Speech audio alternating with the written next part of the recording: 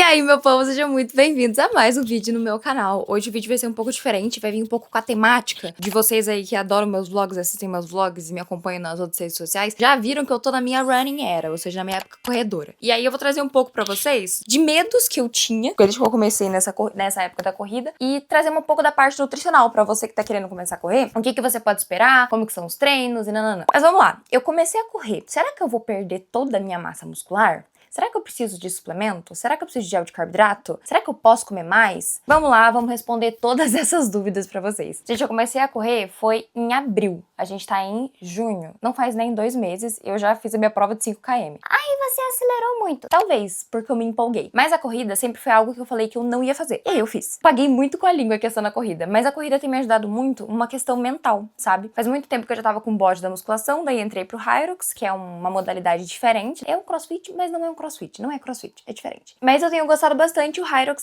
ele tem bastante corrida, então eu comecei a fazer corrida por conta do Hyrox e tô gostando bastante da corrida também. E aí o meu maior medo desde que eu comecei era principalmente a questão da massa muscular, porque, gente, eu era muito magrinha e eu já tive muita dificuldade de ganho. Tanto que se vocês pesquisarem Carol Ferraz ganho de massa, Carol Ferraz bulking, vocês vão achar muita coisa, muita dica. Eu sempre fui conhecida pela menina do bulking, né, a menina que sempre tava em ganho de massa muscular, sempre tava em hipertrofia. Eu era uma das únicas que sempre falava sobre isso, porque a maioria só fala sobre emagrecimento. Apesar de que hoje, tipo, eu tô muito bem com o meu corpo, eu só quero manter, eu não quero ganhar. Tem um vídeo meu aqui já explicando por que eu não quero mais fazer bulking. E aí, o meu maior medo era perder massa muscular. Então, a primeira coisa que eu fiz foi conversar com a minha treinadora. Porque o que acontece, gente? Todo mundo tem aquela ideia de que a pessoa vai começar a correr, ela vai emagrecer, ela vai perder tudo. Só que não é assim que acontece. É que a corrida, ela é um pouco diferente do que você fazer um cardio moderado. Carol, o que é um cardio moderado? Depois que esse vídeo acabar, mas só depois que esse vídeo acabar, você vai lá no meu vídeo sobre cardio, porque lá eu explico tudo pra vocês o que é um cardio moderado, intenso, o que é um cardio melhor pra queima de gordura, enfim. Então lá eu explico tudo, mas primeiro você vai assistir esse vídeo, você vai curtir, você vai se inscrever no canal, que eu sei que a senhorita assiste os vídeos e não é inscrita no canal, e aí depois você vai lá. Basicamente, a corrida, ela é uma intensidade um pouco maior, apesar de que você pode correr, sim, em zonas diferentes, né? A gente tem zona 1, zona 2, zona 3, zona 4, zona 5, zona 6. A zona 1 é uma caminhada. A zona 2 é um cardio moderado, que depende muito do seu batimento cardíaco, tá? Então, digamos que, por exemplo, a minha zona 2 vai até meus batimentos 150. Aí minha zona 3 vai até 165. A minha zona 4, 170. Minha zona 5 é 170, 180. Então são zonas de batimento cardíaco que a gente tem. Então quanto maior a sua zona, maior o seu gasto calórico, maior, porque mais o seu corpo vai precisar bombear sangue, mais o seu corpo vai precisar utilizar carboidrato para você realizar aquele movimento, para você manter o seu coração ativo, né? Porque o seu coração vai bater cada vez mais rápido. Então, a corrida você pode correr em diferentes zonas, mas no geral, a maioria das pessoas acaba correndo em zona 3, zona 4, principalmente quando a gente fala de provas. Zona 2 a gente utiliza ali para questão de aumentar a biogênese mitocondrial, que aumenta o número de mitocôndrias na célula e você tem um aumento da queima de gordura. Não que os outros cardios não vão queimar gordura, eles vão, mas a zona 2 ele é um pouquinho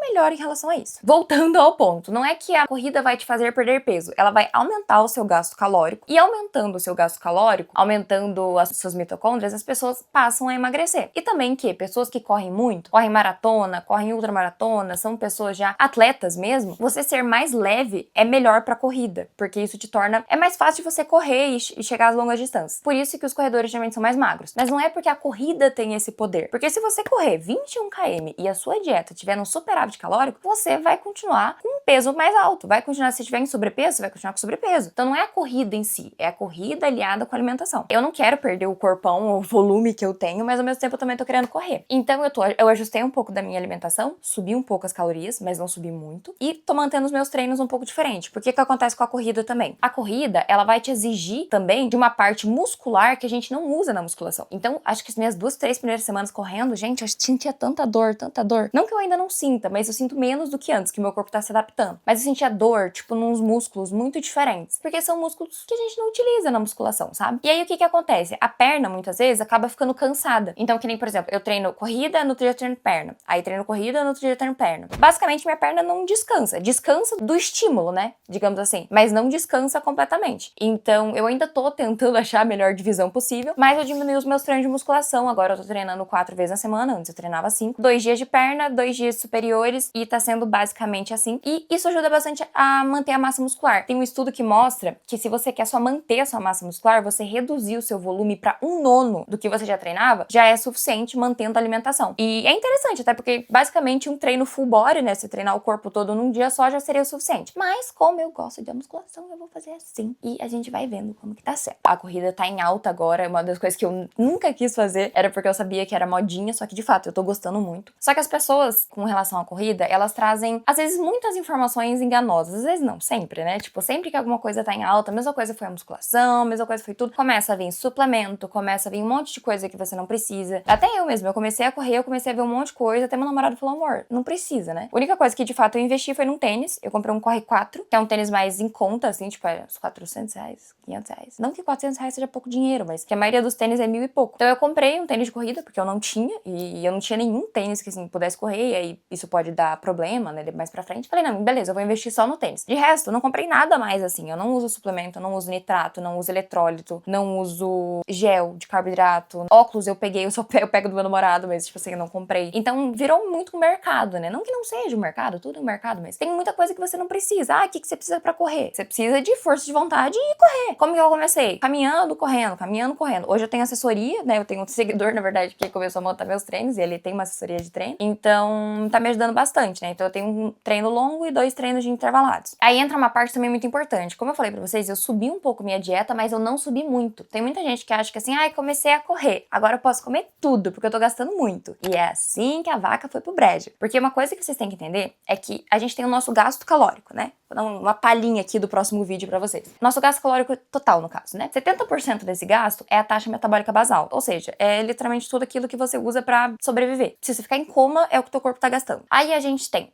15%, mais ou menos, 15% que vem do NEAT, ou seja, todas as atividades que você faz que não são programadas, que não são atividades físicas. Por exemplo, eu gesticular aqui é um NEAT, é uma atividade não específica. Eu levantar aqui pra ir no banheiro é essa atividade. Então você consegue aumentar esse seu NEAT, né, fazendo coisas básicas do dia a dia. 10% vem do efeito térmico dos alimentos, que é basicamente tudo que o nosso corpo usa pra digerir um alimento. Então você comeu ali sua fruta, sua banana, não sei o que, você gastou, esses 10% vem desse gasto que o seu corpo usa.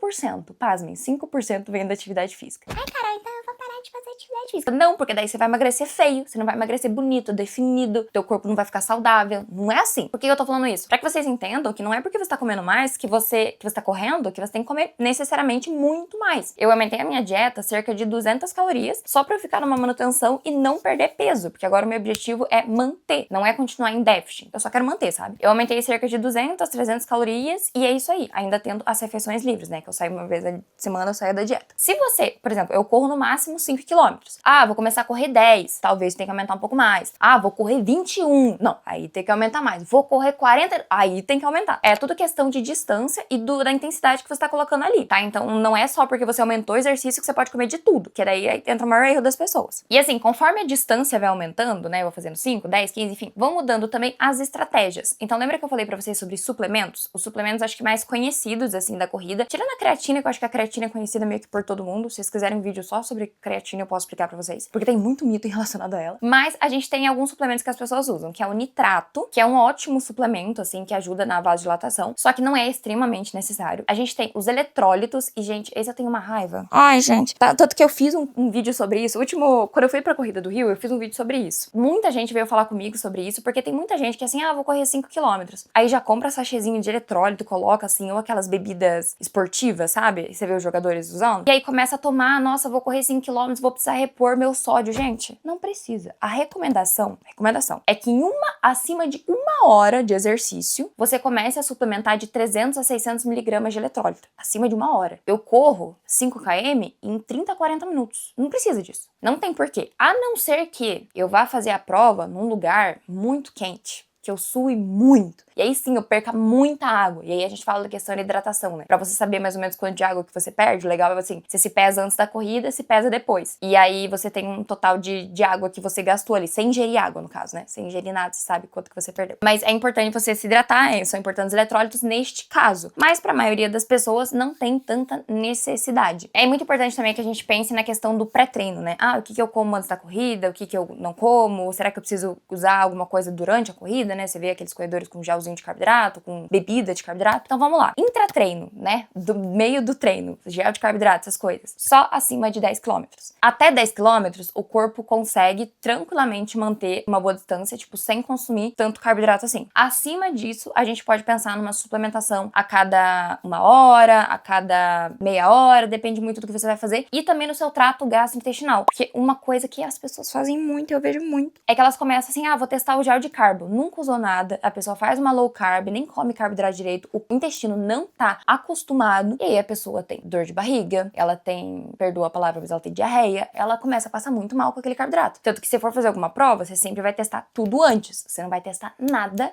na prova, porque imagina, você tá na prova e você começa a passar mal. Não vai ser legal. Então, essa questão do intratreino é somente mesmo em distâncias maiores, ou se você estiver fazendo um treino muito intenso, assim, correndo em zona 5 o tempo todo, por exemplo, 10 quilômetros. Aí, ok. Aí, talvez faça sentido. Mas isso depende muito do contexto de pessoa pra pessoa. Quando a gente pensa, por exemplo, em 5 km, 10 km, você até pode fazer em jejum, tá? Não tem problema, você tem que adaptar o seu corpo pra isso. Tem pessoas que gostam. Eu, por exemplo, não gosto de correr em jejum, porque eu sinto fome. Gente, eu acordo com fome. Eu sou uma pessoa faminta, então eu tenho fome sempre. Mas você pode correr em jejum, tá? Não tem essa necessidade do pré-treino. O que é o ideal pra você, e isso não só pra corrida, mas qualquer outro esporte, musculação, que você sempre coma bem umas 6 horas antes. Então, eu gosto de correr cedo. Então, 6 horas da manhã eu gosto de correr. O que eu faço? Minha última refeição é a com maior aporte de carboidratos do meu dia. Então, eu como super bem ali na última refeição, e até nas outras refeições, eu sempre costumo dizer que o seu pré-treino, tudo que você come depois do treino, então todas as refeições que você fez, café da manhã, almoço, lanche da tarde, jantar, enfim, tudo isso vai estar estocando os seus estoques de glicogênio. É como se fosse uma reserva do seu corpo, vai acumulando carboidrato ali pra você usar durante o movimento, durante o exercício. Então, você sempre come muito bem no dia anterior, na noite anterior, e aí sim, fazer o seu treino em jejum. Ai, Carol, eu sou igual você. Eu não gosto de treinar em jejum. O que eu posso fazer? O que você pode fazer é usar carboidrato de rápida absorção e evitar fibra, gordura, proteína. É comer literalmente só carboidrato. Por quê? Porque aí o seu corpo vai digerir de uma forma mais rápida. Então, digamos que você acorda às 5 da manhã e você vai correr às 6. Você tem 1 hora pra fazer a digestão. E o que eu tô falando aqui em relação a pré-treino serve pra musculação também, tá? Não serve só pra cardio, só pra corrida. Serve pra qualquer outro esporte. Você precisa de uma coisa que seja mais rápida ali de absorção. Pode ser uma tapioca com geleia, com doce de leite, pão com doce de leite. Pode ser uma banana com mel, você pode usar mel. Pode até o gel de carboidrato, se você quiser usar o gel, porque ele vai digerir bem rápido. Eu, por exemplo, só que aí você tem que testar o que funciona pra você e o que não funciona. Eu não consigo comer banana e treinar. Tipo, eu não sei, a banana pesa pra mim, eu me sinto super mal. Mel também é uma coisa que eu não consigo usar, tipo,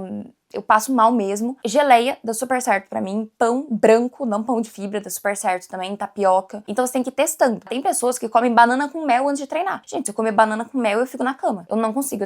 Mel me faz muito mal. E a banana me pesa muito. Então, assim, é de pessoa pra pessoa, tá? Mas o carboidrato de rápida absorção ali vai ser essencial e vai te ajudar muito ali no começo da corrida. E aí depois você pega, volta, faz um café da manhã com proteína, com tudo isso. Existe até uma estratégia que se chama carb loading. Só que esse carb loading é mais pra pessoas que correm 21, 42, que 48 horas antes da corrida, você começa a aumentar a quantidade de carboidrato. Então pode ser usado de 7 gramas por quilo até 12 gramas por quilo. Isso depende muito de pessoa pra pessoa, tá? Mas aí você vai aumentando o carboidrato durante esses 2 dias, pra que quando chega na prova, a pessoa tá com os estoques bem armazenados e não deplete tanto assim. Por que a gente precisa dos estoques de glicogênio cheios, né? Por que a gente precisa desse tanto de carboidrato? Porque o nosso corpo, ele vai armazenar bastante. E aí a gente vai começar a correr. Esse pré-treino antes, esse carboidrato que você comeu antes, ele vai ser usado ali no começo. Você vai queimar ele no começo. E aí você vai preservar um pouco daquele glicogênio que está estocado. A partir do momento que o seu corpo usou todo aquele carboidrato, ele vai começar a usar o glicogênio que está estocado. O glicogênio estocado com muito tempo de distância da prova também pode ir depletando. E aí a pessoa vai perdendo rendimento. Por isso que entra os géis de carboidrato, as bebidas, essas coisas. Mas como eu falei, é com distâncias longas, é com intensidade longa. Não é a senhora que começou a correr agora, que corre 3 quilômetros e para pra andar. Não tô falando que isso é errado, tá?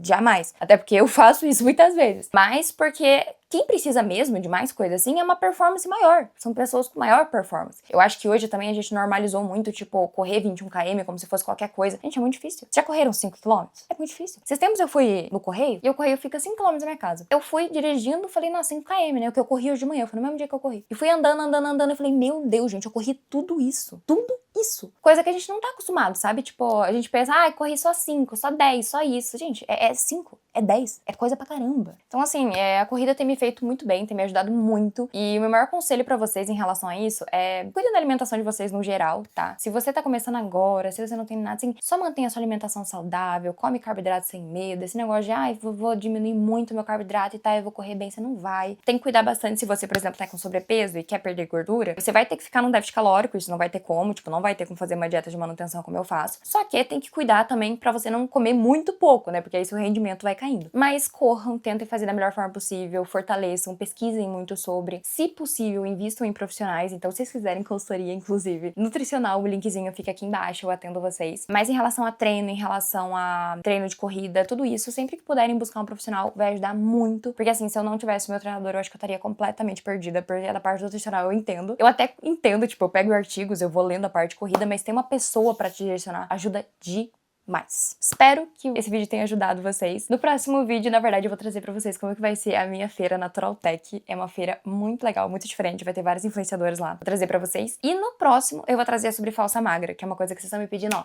há muito tempo. E eu já tenho um vídeo aqui, mas eu decidi complementar ele. É isso, gente. Um beijo e até o nosso próximo vídeo.